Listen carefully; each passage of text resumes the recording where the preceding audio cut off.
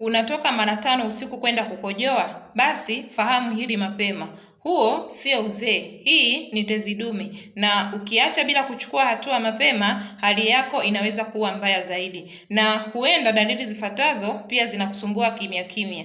Kila unapokojoa unahisi maumivu makali, na unapokojoa unatumia nguvu nyingi kusukuma mkojo ndipo utoke, na unapotoka unatoka kwa kukatika katika. Huenda pia mkojo wako umekuwa dhaifu, na kila unapokojoa mkojo unabaki na unakuwa unadondoka kidogo kidogo. Lakini pia huenda ukawa unapata maumivu ya kiuno, mapaja pamoja na mgongo. Hii ni ishara ya tezi dume iliyovimba, na ukiacha bila kuchukua hatua inaweza kuleta madhara makubwa sana kama vile utasa, saratani pamoja na nguvu za kiume kushuka zaidi. Afya Fit Tiba Asili tumekuandalia mpango wa asili bure wa kutibu tezi dume bila upasuaji.